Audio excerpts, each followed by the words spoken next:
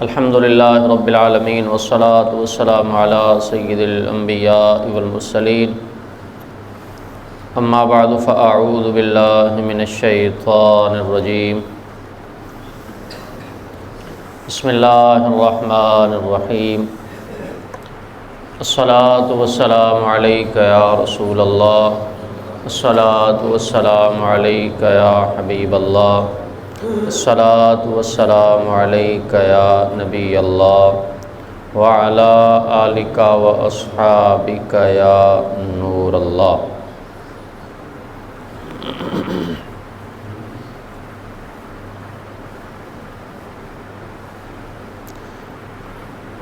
ماہ رمضان اپنے اختتامی مراحل میں داخل ہو ہی چکا ہے۔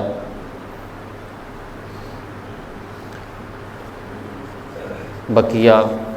جو مقدر میں ہوں 3-4 دن ہیں، اللہ ہمیں اگر ہماری پچھلے دنوں میں بخشش نہ ہو سکی تو اللہ تبارک و تعالیٰ اپنے فضل و کرم کی بدولت ہماری کامل بخشش فرمائے۔ آج کا جو ہمارا موضوع ہے، یہ ہم نے جتنے بھی موضوعات سماعت کیے، بیان کیے، ان سارے موضوعات کی جان ہے، بلکہ اگر یوں کہا جائے کہ یہ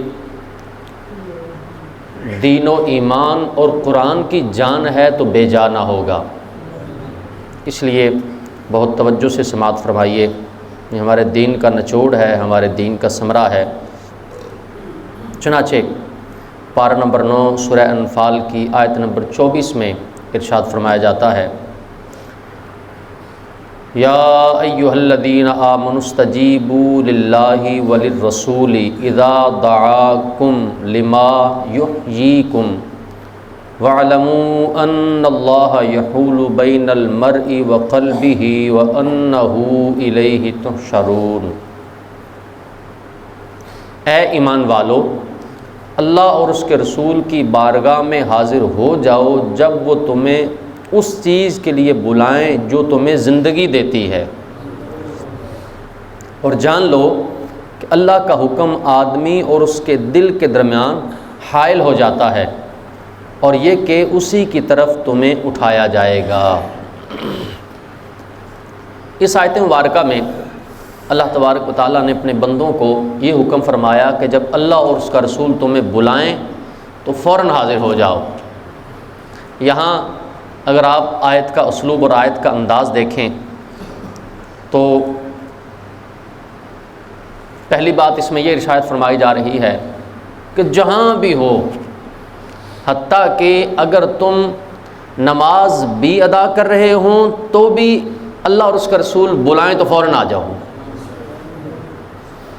کہ اللہ تبارک و تعالیٰ نے مسلمانوں کو، مؤمنین کو،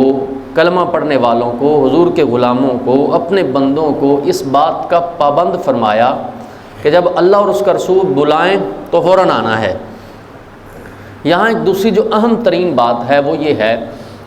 کہ آیت مبارکہ میں 2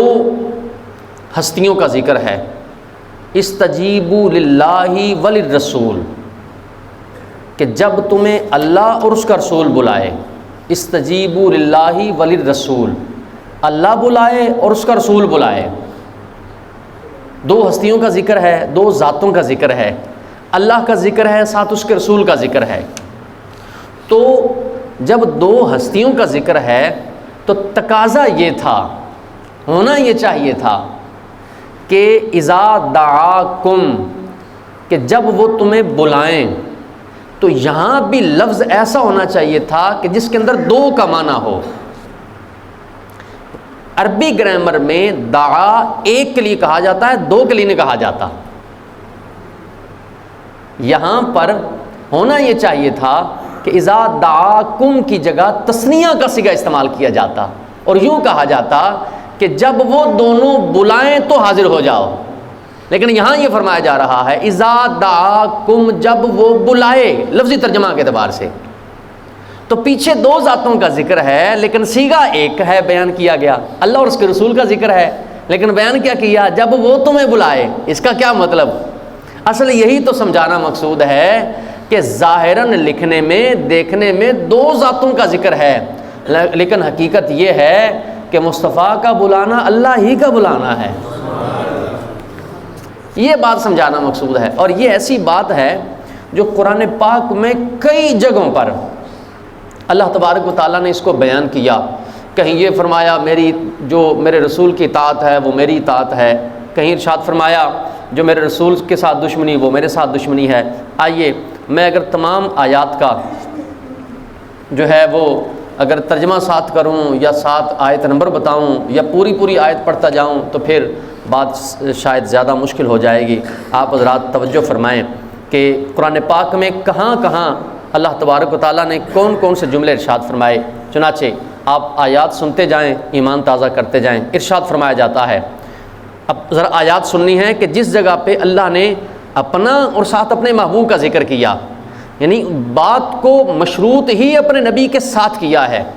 کچھ لوگ ایسے ہیں نا کہ جو نبی پاک علیہ الصلوۃ والسلام کی ذات کو اللہ کی ذات سے مائنس کرنا چاہتے ہیں،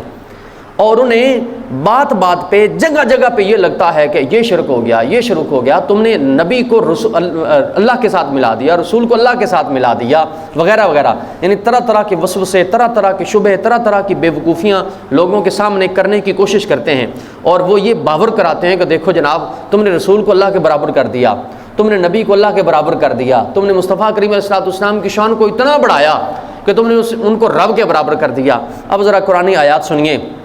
اور اپنے ایمان کو تازہ کیجئے کہ قرآن پاک میں کہاں کہاں اللہ تبارک و تعالیٰ نے اپنے محبوب کا ذکر اپنے ساتھ کیا اور چیزوں کو مشروط فرمایا اپنی ذات کے ساتھ۔ چنانچہ قرآن پاک ارشاد فرماتا ہے من یطع الرسول فقد اطاع اللہ۔ ایک اور جگہ ارشاد فرمایا جاتا ہے ومن یعص اللہ ورسولہ، کہیں فرمایا جاتا ہے ذالک بانہم شاقوا اللہ ورسولہ،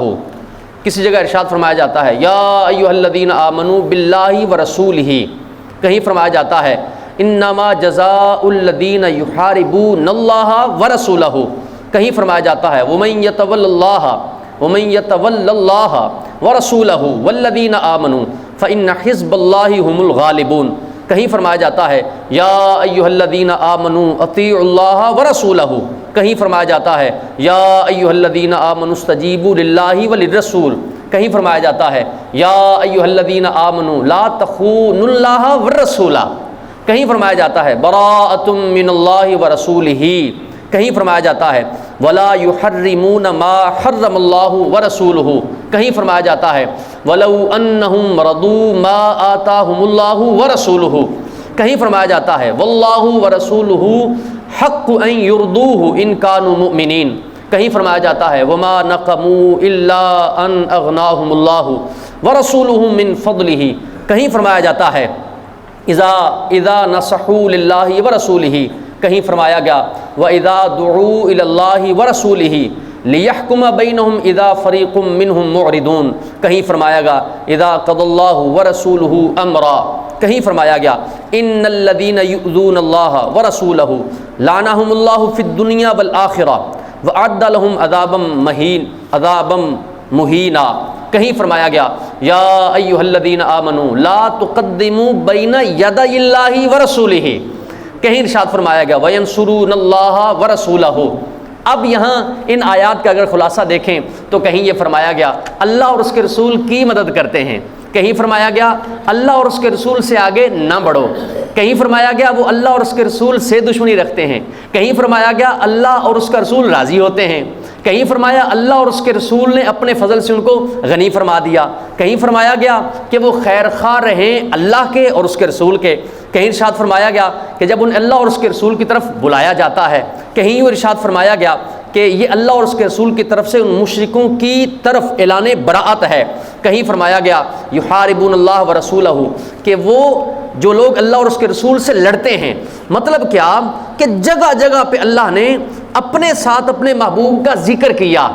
اگر اسے ایک شعر میں بند کر کے امام اہل سنت کے قلم سے میں سنانے کی کوشش کروں تو ان تمام چیزوں کا خلاصہ یہ ہے، بتایا یہ جا رہا ہے اے بندہ مومن جگہ جگہ بھٹکنے سے بات نہیں بنے گی، کسی اور کے دروازے پر جانے سے بات نہیں بنے گی، کہیں اور جا کر جھکنے سے بات نہیں بنے گی، بلکہ ایک ہی حل ہے، بخدا خدا کا یہی ہے در، نہیں اور کوئی مفر مکر، جو وہاں سے ہو یہیں آ کے ہو، جو یہاں نہیں وہ وہاں نہیں۔ یہ ساری کی ساری آیات، یہ سارے کا سارا لٹریچر، یہ قرآن پاک کے مختلف حصے ہمیں کیا بتا رہے ہیں؟ یہی وجہ ہے کہ صحابہ کرام علیہ مردوان نبی پاک علیہ الصلوۃ والسلام کی زندگی میں جو سرکار علیہ الصلوۃ والسلام کے ساتھ ان کا سلوک تھا، جو ان کا انداز تھا، جو زندگی گزارنے کے طور طریقے تھے، وہ ایسی ایسی روایات ہیں، ایمان تازہ ہوگا۔ اسی وجہ سے علماء فرماتے ہیں، بلکہ صحابی رسول حضرت عبداللہ ابن عباس رضی اللہ تعالیٰ عنہما فرماتے ہیں، اگر کوئی اللہ تعالیٰ کی عبادت کرے، ہر بات میں اس کی تصدیق کرے، اور سرور عالم صلی اللہ علیہ وسلم کی رسالت کی گواہی نہ دے، تو یہ سب بیکار ہے اور وہ کافر ہی رہے گا۔ اس لیے امام علیہ سنت نے کہا، لطف ان کا عام ہو ہی جائے گا، شاد ہر ناکام ہو ہی جائے گا، جان دے دو وعدہ دیدار پر، نقد اپنا دام ہو ہی جائے گا، سائلو دامن سخی کا تھام لو، کچھ نہ کچھ انعام ہو ہی جائے گا، اور مفلسو ان کی گلی میں جا پڑو، باغ خلد کرام ہو ہی جائے گا۔ وہاں پڑے رہیں گے تو انشاءاللہ کچھ نہ کچھ مہربانیاں ہو ہی جائیں گی۔ ایک اور جگہ پر ارشاد فرماتے ہیں، جو تیرے در سے یار پھرتے ہیں، جو تیرے در سے یار پھرتے ہیں، در بدر یوں ہی خار پھرتے ہیں۔ نبی پاک علیہ الصلوۃ والسلام کی بارگاہ حقیقت میں اللہ تبارک و تعالیٰ ہی کی بارگاہ ہے، یہ قرآن پاک کی آیات کا مفہوم ہے، سنی اور ایمان تازہ کیجیے۔ اس آیت سے ثابت ہوا کہ تاجدار رسالت صلی اللہ علیہ وسلم جب بھی کسی کو بلائیں تو اس پر لازم ہے کہ وہ آپ کی بارگاہ میں حاضر ہو جائے، چاہے وہ کسی بھی کام میں مصروف ہو۔ بخاری شریف میں ہے، حضرت ابو سعید رضی اللہ تعالیٰ عنہ فرماتے ہیں، میں مسجد نبوی میں نماز پڑھ رہا تھا، توجہ ہے، دھیان بھی ہے، اچھا، میں مسجد نبوی میں نماز پڑھ رہا تھا، حضرت ابو سعید کہتے ہیں، مجھے رسول اکرم صلی اللہ علیہ وسلم نے بلایا، لیکن میں آپ کے بلانے پر حاضر نہ ہوا۔ نماز سے فارغ ہونے کے بعد میں نے حاضر خدمت ہو کر عرض کیا، رسول اللہ میں نماز پڑھ رہا تھا۔ نبی پاک فرمانے لگے، کیا اللہ تعالیٰ نے یہ نہیں فرمایا، استجیبوا للہ وللرسول اذا دعاکم، جب اللہ اور اس کے رسول کے بلانے، یعنی اللہ اور اس کے رسول کے بلانے پر حاضر ہو جایا کرو جب وہ تمہیں بلائیں۔ اب اگر اس کو ذرا عام اور سادہ لفظوں میں بولیں تو یوں کہا جا سکتا ہے کہ وہ عرض کر رہے ہیں، حضور میں نماز پڑھ رہا تھا، تو حضور فرما رہے ہیں جڑا میں بلایا سی وہ نماز تو گھٹ سی۔ حضرت مولا علی مشکل کشا کا وہ مشہور و معروف واقعہ جس میں نبی پاک علیہ الصلوۃ والسلام نے دعا کی تھی تو سورج ڈوبنے کے بعد واپس پلٹا تھا، سورج ڈوبنے کے بعد واپس آیا تھا، اس میں کیا کہا تھا نبی پاک علیہ الصلوۃ والسلام نے؟ اللہ کی بارگاہ میں دعا کیا کی تھی؟ حضرت مولا علی نبی پاک علیہ الصلوۃ والسلام کی گود میں، نبی پاک علیہ الصلوۃ والسلام مولا علی کی گود میں سر رکھ کے آرام فرما رہے ہیں، اور نماز چلی گئی، مولا علی نے واری تیری نیند پر نماز، اور وہ بھی عصر جو سب سے اعلیٰ خطر کی ہے، حافظوا علی الصلوات والصلاۃ الوسطیٰ قرآن پاک کی آیت ہے، اور جو والصلاۃ الوسطیٰ سے مراد ہے وہ نماز عصر ہے، زیادہ اقوال کے مطابق یا بعض اقوال کے مطابق نماز عصر ہے۔ تو جو اہم ترین نماز ہے مولا علی نے حضور کی نیند پر وار دی، کیوں؟ اس لیے کہ وہ بتا رہے ہیں کہ ثابت ہوا کہ جملہ فرائض فروع ہیں، اصل الاصول بندگی استاجور کی ہے، اصل تو یہاں کی غلامی ہے۔ تو نبی پاک علیہ الصلوۃ والسلام نے کیا اللہ کی بارگاہ میں عرض کی تھی؟ یا اللہ یہ علی تیری اور تیرے محبوب کی اطاعت میں تھا،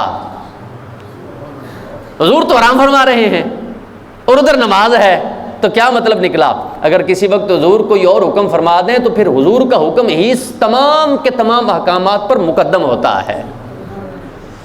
ایسا ہی ایک واقعہ ایک اور حدیث پاک میں حضرت ابو ہریرہ فرماتے ہیں، نبی پاک علیہ الصلوۃ والسلام حضرت ابی بن کعب کی طرف تشریف لائے اور انہیں آواز دی، اے ابی۔ حضرت ابی نماز پڑھ رہے تھے، انہوں نے آپ صلی اللہ علیہ وسلم کی طرف دیکھا لیکن کوئی جواب نہ دیا، پھر نماز مختصر کر کے نماز پڑھ کے نبی پاک کی خدمت میں حاضر ہوئے اور عرض کی، السلام علیکہ یا رسول اللہ۔ نبی پاک علیہ الصلوۃ والسلام نے فرمایا وعلیک السلام، اے ابئی جو میں بلاؤں سی تے آیا کیوں نہیں؟ میں تمہیں بلا رہا تھا، تم آ کیوں نہیں رہے تھے؟ کون سی چیز رکاوٹ بنی؟ عرض کی یا رسول اللہ میں نماز پڑھ رہا تھا۔ نبی پاک نے فرمایا کیا تم نے قرآن میں یہ نہیں پڑھا استجیبوا للہ وللرسول، جدو اسی بلائیے تے آ جاؤ۔ عرض کی ہاں یا رسول اللہ آئندہ ایسا نہ ہوگا۔ یہ صحابہ کرام کا انداز، اور نبی پاک علیہ الصلوۃ والسلام یہ بتا رہے ہیں، یعنی بظاہر تو انہوں نے بھی یہ سمجھا ہوگا کہ جب ہم نماز پڑھ رہے ہیں تو پھر ہم کوئی بھی بلائے تو ہم نہیں جا سکتے، لیکن نبی پاک علیہ الصلوۃ والسلام نے اس بات کو واضح فرما دیا کہ بھلے نماز بھی پڑھ رہے ہوں تو بھی میں بلاؤں تو تمہیں آنا ہوگا۔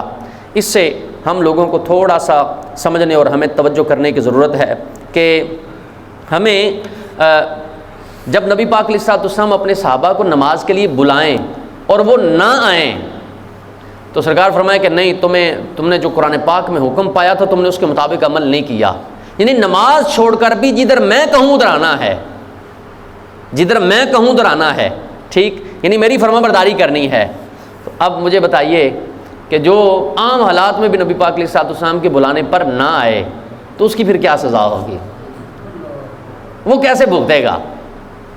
یعنی کوئی رکاوٹ نہیں، کوئی وجہ نہیں، حالانکہ رکاوٹ یہاں قابل قبول ہی نہیں ہے۔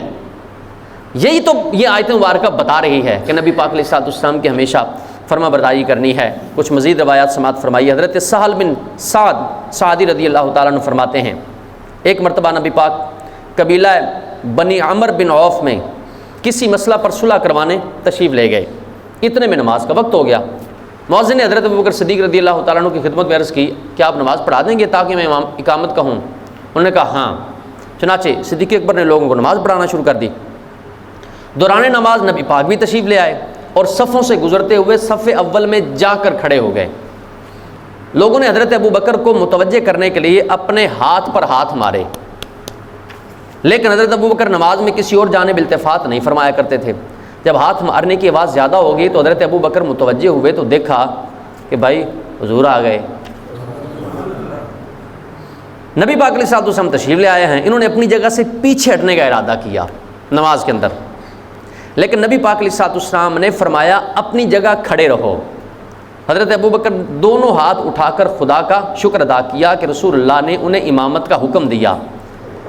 اس کے بعد حضرت ابوبکر صدیق پیچھے ہٹے حتیٰ کہ صف اول کے برابر آ گئے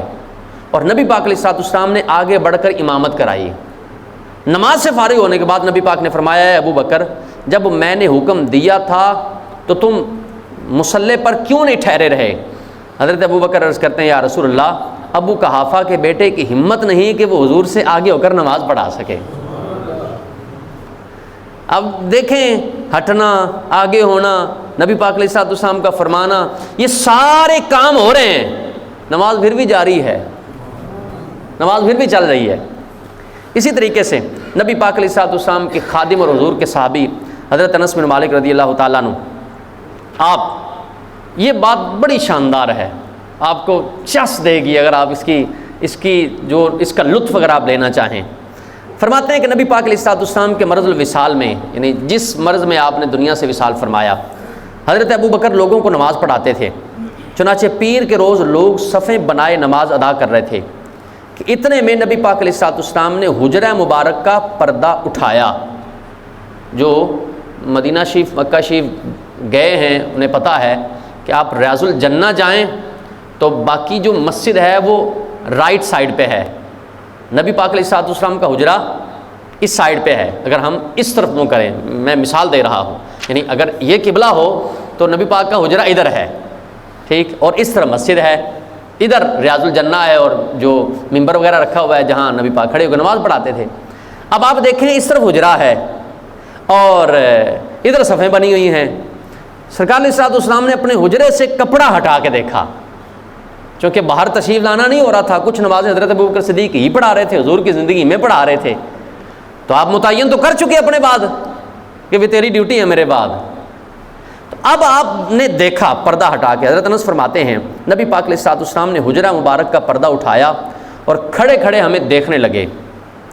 اس وقت حضور کا چہرہ انور قرآن کے اوراق کی طرح معلوم ہوتا تھا، نبی پاک کا چہرہ قرآن کے ورقوں کی طرح معلوم ہوتا تھا۔ جماعت کو دیکھ کر آپ مسکرائے، آپ کے دیدار پرانوار کی خوشی میں قریب تھا کہ ہم نمازیں توڑ دیں۔ کئیوں دن بعد تیار ملیا سی، کچھ دن ہو گئے تھے، 1 دن 2 دن ہو گئے تھے، نبی پاک علیہ الصلوۃ والسلام باہر تشریف نہیں لا رہے تھے، تو اب چونکہ پردہ ہٹایا تو اب دیدار پرانوار کی خوشی میں قریب تھا کہ ہم نمازیں توڑیں۔ حضرت ابوبکر صدیق کو خیال ہوا کہ شاید آپ نماز میں تشریف لا رہے ہیں، اس لیے انہوں نے ایڑیوں کے بل پیچھے ہٹ کر صف میں مل جانا چاہا، لیکن نبی پاک علیہ الصلوۃ والسلام نے ہمیں اشارہ فرمایا کہ تم لوگ نماز پوری کرو۔ آپ صلی اللہ علیہ وسلم نے پردہ گرا دیا، اسی روز آپ کا وصال ہو گیا۔ اب یہ سارا کچھ نماز میں ہو رہا ہے، نماز پھر بھی جاری و ساری ہے۔ تو اس کا کیا مطلب ہے؟ اس کا مطلب یہی ہے کہ آپ کے در کی حاضری، آقا ہماری عید تھی، آپ کے در کی حاضری آقا ہماری عید تھی۔ اسی لیے امام علیہ سنت کے بھائی کہتے ہیں خدائے پاک کی چاہیں گے اگلے پچھلے خوشی، خدائے پاک خوشی ان کی چاہتا ہوگا، کہ ان لوگوں کو یہ پتہ تھا کہ اصل گل اتھوں ہی بڑھنی ہے، اس لیے وہ یہاں جڑ کے رہتے تھے، نبی پاک علیہ الصلوۃ والسلام کے ساتھ وہ مربوط رہتے تھے، اور سرکار علیہ الصلوۃ والسلام کے فرامین کو، حضور کے ارشادات کو پورا مکمل کرنے کی کوشش کیا کرتے تھے۔ ہم لوگوں کو بھی چاہیے کہ ہم بھی نبی پاک علیہ الصلوۃ والسلام کی غلامی کریں۔ آپ قرآن پاک کی دیگر آیات بھی دیکھیں تو کس انداز میں اللہ تبارک و تعالیٰ نے اپنے محبوب کی شان کا جو ادب بیان فرمایا کہ لا ترفعوا اصواتکم فوق صوت النبی۔ پہلے دن اس آیت کے متعلقہ کچھ مواد بیان کیا تھا، یہ بھی نبی پاک علیہ الصلوۃ والسلام کی بارگاہ کا، آپ کے دربار کا ادب بتا رہی ہے، یہ بھی سرکار علیہ الصلوۃ والسلام کی غلامی بتا رہی ہے، جس غلامی میں آج جو ہماری کیفیت ہے وہ ہم کم سے کم تر ہوتے جا رہے ہیں، ناقص سے ناقص ہوتے جا رہے ہیں۔ یعنی ویسے تو جو غلام ہوتا ہے وہ تو سارے کام کرتا ہے، سنتیں بھی پوری کرتا ہے، نفل بھی پورے کرتا ہے، وہ مستحبات پر بھی عمل کرتا ہے، لیکن اس وقت ہماری کیفیت تو یہ ہے کہ ہم تو فرائض و واجبات بھی ادا نہیں کرتے، اور دعویٰ ہمارا ہوتا ہے کہ ہم جو نبی پاک کے غلام ہیں، ہم حضور سے پیار کرنے والے ہیں۔ جو غلام تھے اور جو غلامی کرنے والے تھے اور جس انداز سے ان کے نعرے تھے، انہوں نے اپنی زندگی میں اس کو اس طریقے سے ثابت کیا کہ جس کی مثال ملنا صرف مشکل نہیں بلکہ ناممکن ہے۔ ہاں، ہم ان کے نقش قدم پہ چل کے نبی پاک علیہ الصلوۃ والسلام کے فیضان کو حاصل کر سکتے ہیں۔ پھر اس آیت مبارکہ میں آگے اللہ تبارک و تعالیٰ نے یہ بھی ارشاد فرمایا، یہ بات بھی 2-4 منٹ کی ہے، اس کو توجہ سے سماعت فرمائیں، ویسے تو یہ پورا موضوع ہے الگ، لیکن بہرحال آپ توجہ کیجئے۔ ارشاد فرمایا جاتا ہے اسی آیت کے آخر میں، یہ یا ایھا الذین آمنوا استجیبوا للہ وللرسول، اس کے آخر میں فرمایا جاتا ہے وَاعْلَمُوا أَنَّ اللَّهَ يَحُولُ بَيْنَ الْمَرْءِ وَقَلْبِهِ، کہ بے شک اللہ حائل ہو جاتا ہے آدمی کے درمیان اور اس کے دل کے درمیان۔ بندہ چاہتا کچھ اور ہے، ہو کچھ اور جاتا ہے، دل بدلنے کا بدلتا رہتا ہے۔ اس کے متعلق تھوڑی سی گفتگو سماعت فرمائیں کہ اس جملے کے 2 معنی ہو سکتے ہیں۔ ایک کہ جب بھی کوئی نیک کام کرنے یا گناہ سے بچنے کا موقع آئے تو اس میں دیر نہ کرو بلکہ فوراً کر گزرو، کیونکہ بعض اوقات آدمی کے ارادے کے درمیان قضاء الہی حائل ہو جاتی ہے۔ گناہ سے رکنے کا ارادہ ہے تو فوراً رک جاؤ، نیکی کرنے کا ارادہ ہے تو فوراً کر لو۔ بعض اوقات گھنٹہ 2 گھنٹے گزرتے ہیں، شام ارادہ کر کے سوتے ہیں بھی سویرے نہیں کر دینا، وہ سویرے ہوتی ہے تو ذہن بھی بدل جاتا ہے۔ ٹھیک، تو ایک تو مطلب یہ ہے۔ دوسرا مطلب یہ ہے کہ انسان کا دل ہر وقت اللہ تعالیٰ کے خاص تصرف میں ہے، اس کے خاص اختیار میں ہے۔ جب وہ کسی بندے کو گناہوں سے محفوظ کرنا چاہتا ہے تو اس کے دل اور گناہوں کے درمیان آڑ کر دیتا ہے، اور جب کسی کو نیکیوں سے دور رکھنا چاہتا ہے تو اس کے دل اور نیک کاموں کے درمیان آڑ کر دی جاتی ہے۔ اللہ سے ہمیں ہر وقت ڈرتے رہنا چاہیے۔ اسی لیے نبی پاک علیہ الصلوۃ والسلام اکثر دین پر ثابت قدمی کی دعا فرمایا کرتے تھے۔ چنانچہ حضرت ام المؤمنین ام سلمہ رضی اللہ تعالیٰ عنہ فرماتی ہیں، نبی پاک نے فرمایا، نبی پاک زیادہ تر یا مقلب القلوب ثبت قلبی علی دینک، یعنی معنی یہ ہے کہ اے دلوں کے پھیر دینے والے، میرے دل کو اپنے دین پر ثابت قدم رکھ، یہ پڑھتے تھے۔ میں نے عرض کیا یا رسول اللہ، آپ اکثر یہ دعا کیوں پڑھتے ہیں؟ ارشاد فرمایا ام سلمہ، کوئی بھی شخص ایسا نہیں کہ جس کا دل اللہ تعالیٰ کی شان کے لائق، انگلیاں جو اس کی شان کے لائق ہے، انگلیوں میں سے اس کی 2 انگلیوں کے درمیان نہ ہو، تو اللہ جسے چاہتا ہے دین حق پر قائم اور ثابت قدم رکھتا ہے، اور جسے چاہتا ہے اس کا دل ٹیڑھا کر دیتا ہے۔ بلکہ اس دل کی مثال دی جاتی ہے کہ یہ دل ایسا بدلتا ہے، اس کی کیفیت ایسی ہے کہ جیسے کوئی پتا کھلے میدان میں پڑا ہو، تو ہوا چلتی ہے تو وہ پتا کبھی ایسے ہو جاتا ہے، کبھی ایسے ہو جاتا ہے، کبھی ایسے ہو جاتا ہے، کبھی ایسے ہو جاتا ہے۔ اس لیے دعا مانگنی چاہیے کہ اللہ کریم ہمیں دین پر ثابت قدمی عطا فرمائے۔ یہی وجہ ہے کہ امام کریم ابن کریم حضرت امام محمد باقر رضی اللہ تعالیٰ عنہ، آپ نے ایک نفیس ترین جبہ اور قبہ آپ نے بنوائی، پوشاک آپ جس کو کہتے ہیں جو اس زمانے میں پہنی جاتی تھی، وہ آپ نے بنوائی، طہارت خانے میں تشریف لے گئے۔ وہاں خیال آیا کہ اسے راہ خدا میں دے دیجئے، خیال آیا، فوراً خادم کو آواز دی، قریب دیوار حاضر ہوا، جو خادم تھا وہ دیوار کے قریب آیا، حضور نے وہ جو قبہ تھی وہ اتار کر اس کو کہا کہ یہ فلاں محتاج کو دے دو۔ جب باہر رونق افروز ہوئے تو خادم نے عرض کی، بابا جی ایڈی جلدی دی کیڑی لوڑ سی، آپ نے اس درجہ تعجیل کیوں فرمائی، کیوں اتنی جلدی کی؟ فرمانے لگے کیا معلوم تھا، باہر آتے آتے نیت میں فرق آ جاتا، کیا معلوم تھا۔ اور یہ مثالیں وہ ہیں جو ہمارے ساتھ دن رات ہوتی ہیں، کچھ کا کچھ ہو جاتا ہے۔ اس لیے یہ سبق بھی دیا جا رہا ہے کہ ہمیشہ اللہ تبارک و تعالیٰ سے ڈرتے ہوئے اپنے دل کو ثابت قدم رکھنا چاہیے۔ اللہ رب العزت ہمیں عمل کرنے کی توفیق عطا فرمائے، اور بالخصوص نبی پاک علیہ الصلوۃ والسلام کی ذات کے ساتھ مکمل وابستہ ہونے کی توفیق عطا فرمائے۔ آمین وما علیہ الا البلاغ۔